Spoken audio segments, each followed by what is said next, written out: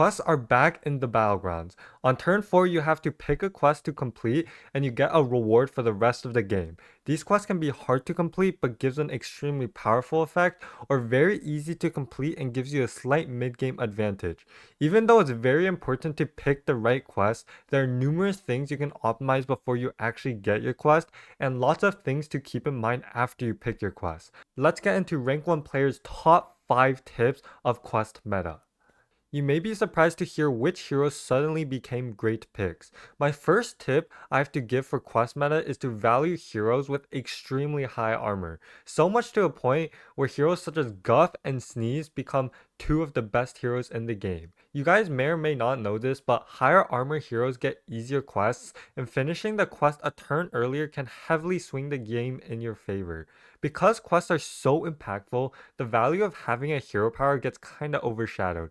If you still don't believe me, in my streak of 7 top 2s in a row, 3 of them were Rag, 2 of them were Guff, and 1 of them was Sneeds, all 20 armor heroes. These heroes are great, but I'd like to add that Shutterwalk, despite having 5 armor, still remains one of the best heroes in the game, just because it's so broken with Moonbacon Jazzer and or Feldrake. So that's just an example of high armor not being the only deciding factor, but still a large one for sure.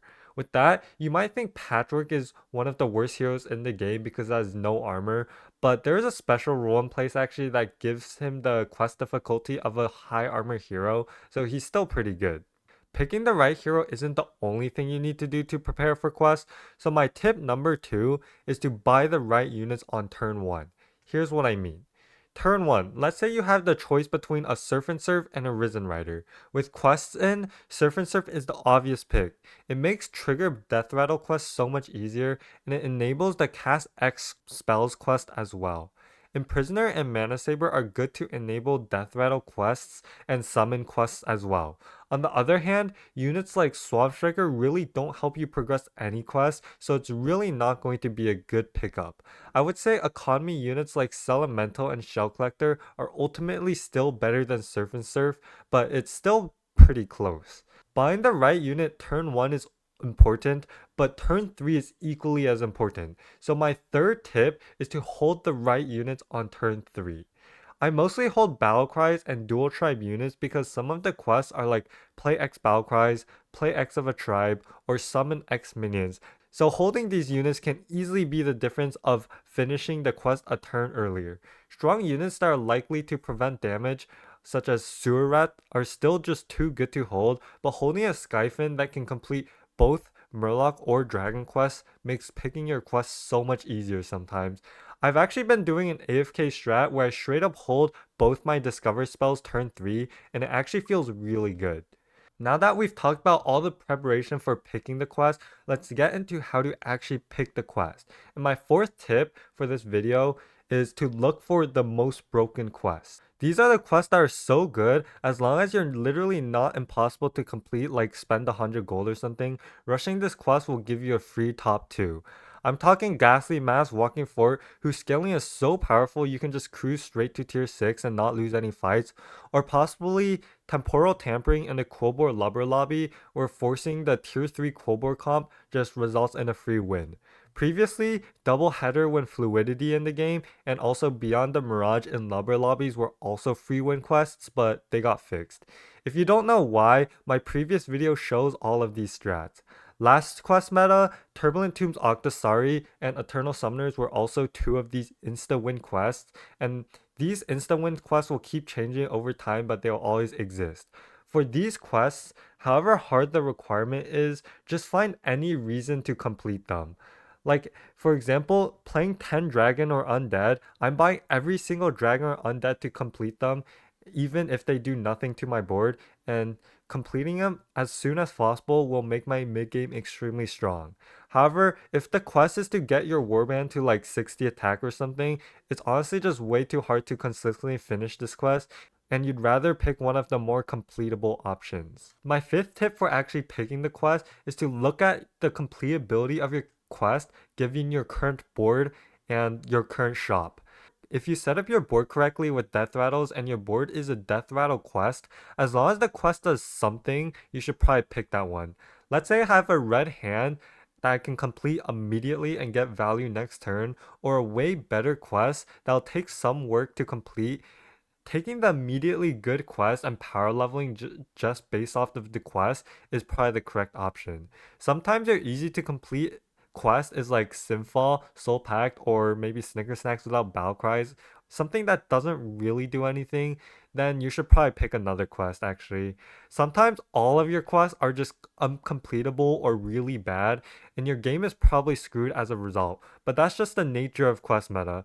However, as long as you're doing a good job turns 1 through 3 to enable as many quests as possible, and you pick the right hero, most of the time you'll have at least one pickable quest. The final tip I have to talk about is that your quest is your direction.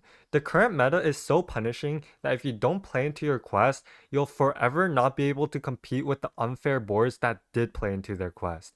If you hit Tumbling Weeds for instance, you should be looking to push into a Death Rattle comp revolving around like Rapscan Recruiter or Banana Slamma or Kangors or something. With Gillian Warhorn, you have to play a comp that benefits from the brand effect, including Elementals, Pirates, Dragons, or Murlocs. I've picked Ghastly Mask Lord of Games without a single Naga before and made a full Naga pivot, and it was spectacular. But the point is that I just played into the quest even without a single Naga on board. Start building this direction before you finish the quest, and you can benefit from a huge spike when you complete the quest and snowball into a victory. And because your quest is so impactful, suddenly it becomes more important than leveling. Let's say your quest is to place 7 battle cries for Ghastly Mask's Walking Fort. If you give me the option of completing this quest 2 turns earlier just by staying on Tavern 2, 100% completing my quest on Tavern 2 is correct. Then you can just stay healthy, skip Taverns 3 and 4, and be in a very good position. There are a lot of times where spending your gold to finish your quest is more important than spending your gold to level. So look for opportunities to do exactly that. Staying behind on levels to finish your quest mainly applies to quests that are like buy X minions or play X Murlocs or Elementals, but it doesn't really apply to quests that are like have minions attack X times or spend X gold, because those are just natural completions. Active completions tend to be more powerful. The last thing a lot of you are probably asking right now are like, Jeef, what if you don't have a directional quest like Stable Amalgamation for instance? The answer may sting a lot of you, but I'll tell you the best way to play. If you don't have a directional quest and the quest is only there to give you lots of tempo, you're probably playing for second. The nature of quests is that some people will just have one of those insta-win quests that I was talking about.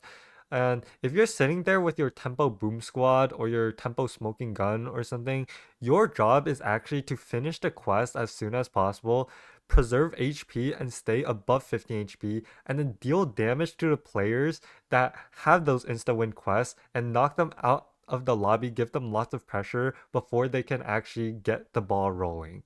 That doesn't mean you won't have a comp. You can probably do fine with your Tempo Beast or Undead board, but you probably just won't get first because your quest is just not unfair enough. It doesn't really help you scale. And if you embrace this fact, you'll get 2nd through 4th placements extremely often and consistently gain MMR.